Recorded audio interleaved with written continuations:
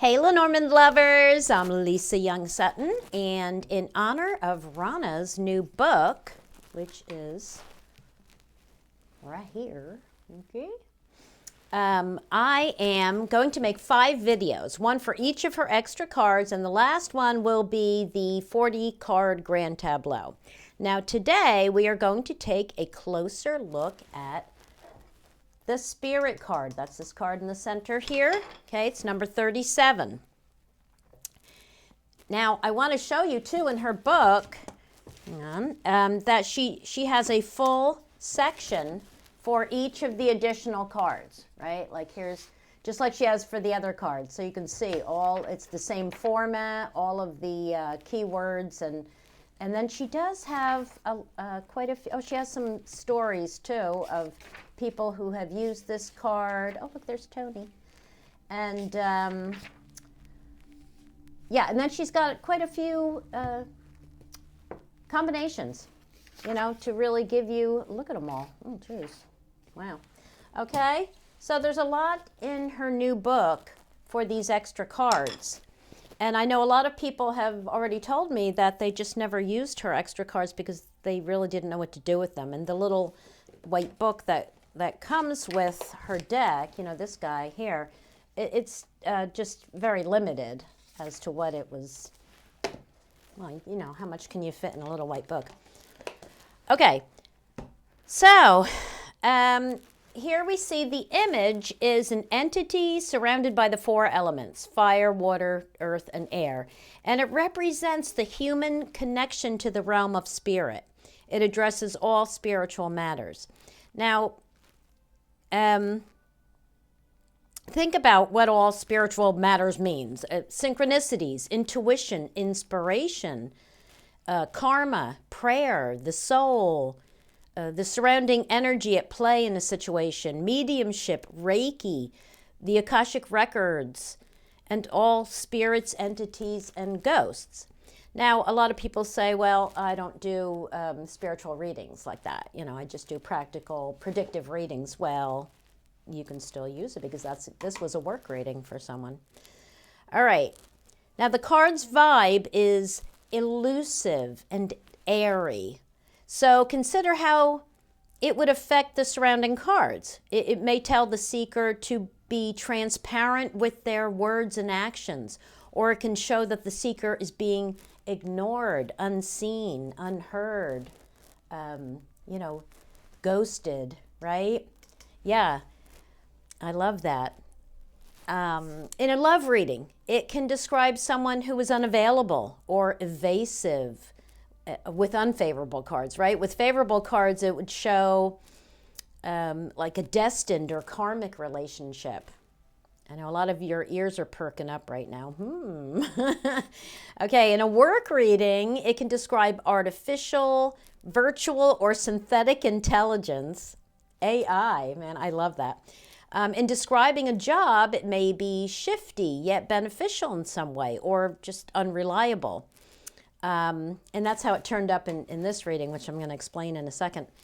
As an occupation, it might describe a digital nomad, an illusionist, or a medium. Now, in describing a person, this is really cool too. It could describe someone as genderless, spiritual, unavailable, unreliable, or shifty. It may also describe someone who blends in or likes to be invisible, you know, somebody who prefers to work behind the scenes, all depending on the context and surrounding cards, of course. Now, in a health reading, it can describe an undetected or imaginary illness, right? Here's your placebo card. And of course, there are so many more meanings in the book. So if you want to get the most from Rana's extra cards, the book is definitely worth buying. All right, now think about the cards in the original Lenormand deck, that this card will enhance or replace. Many of us use the cross to represent karma and faith, but the negative energy of the cross makes that problematic, or can make it problematic. The Spirit card is neutral, and its core vibe is just spiritual. So there would be no question as to its meaning when it appears in a spread where karma, destiny, or faith plays a role. It frees the stars card too to indicate aspirations, progress, and long-term success. And appearing together, like when the spirit card appears with the star card, there's no doubt where your guidance is coming from or whether or not you should trust what's unfolding. Now, if you don't have Rana's deck, there are many decks being produced now that contain her extra cards. They call them Rana style or Rana decks, right? I've also have some new decks that have Ciro Marchetti's extra cards too. You know, the hourglass and the compass and the well. So, yeah, I don't know if the original makers of these cards like that or not, but it seems to be a legal thing. But like, here's an example of a deck. This is the Akashic Eye Lenormand. And somebody gave me this, so it has like weird writing. I'm sure it's a knockoff. But anyway, hey, don't lick a gift horse in the mouth. So here you go, right? So here are the extra cards. There's just an extra man and lady in this deck. Now, what I did this a while ago for my grand tableaus because I always use mini decks in my grand tableaus. It's just too big otherwise and too much for me to look at. So I always use mini decks, and you can't get Rana's deck in a mini size yet. I guarantee you that will happen. But what I did is I just took plain mini size cards, right? You can get these, well, in several different places, but I got these from makeplayingcards.com, and I just wrote, because I'm not an artist, I can't draw to save my life, right? So I just wrote the card number and the name, and then I wrote a bunch of keywords. And then when I do a grand tableau, when I want to do a 40 card grand tableau, or if I just want to add some extra cards to a mini deck that don't have the extra cards, I just use these. Okay, but I do have a mini deck. This one came from, I don't even want to say. I think it was Lithuania, but I could be wrong. This is Lenormand Mini from Etsy, Lenormandia. That was the name of the store. And I love this deck. Look how adorable this deck is. I really, really love this deck. But it came with, oh no, it didn't come, I'm sorry. It didn't come with their extra cards. I wanted to show you what I did though. Here, look, it came with these extra cards that what are they? Oh, they're rune cards, I think. I think these are rune cards, right? And I was like, yeah, I'm not going to use those. I just know I'm not. So what I did is I took the ones out that I thought kind of applied to the extra cards. Like this one had this flame on it, so I wrote 37 Spirit. And then, oh, the fish. Look, the fish in the stream. So I wrote 40 Market, Incense Burner, and here, Bed. Look, because the horses. Of course, he's whispering sweet nothings to her. So that's the Bed card, yeah.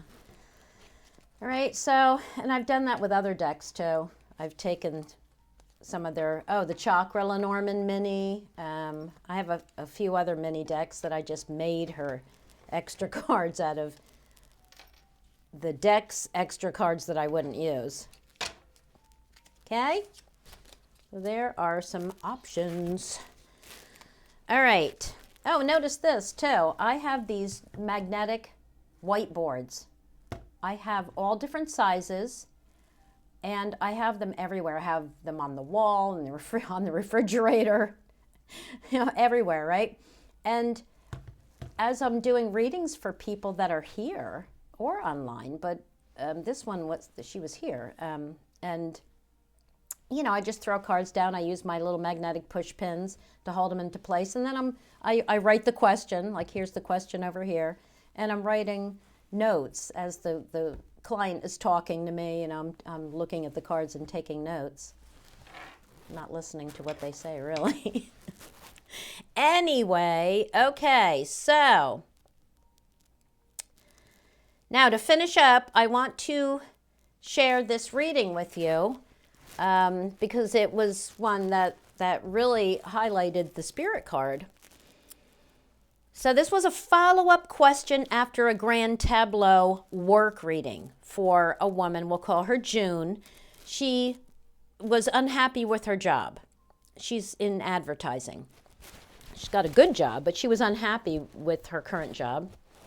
And the GT that I had laid for her showed a job change and an offer from another advertising firm. So she confirmed that she had received what appeared to be an attractive offer, but she was nervous about taking it. I think she said it was a new company, and she was just worried about leaving the security of her current job, even though she's unhappy in her current job.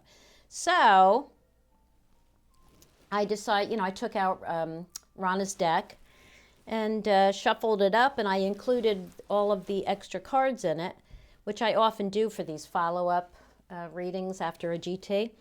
And I drew Tower, Spirit, and Stork.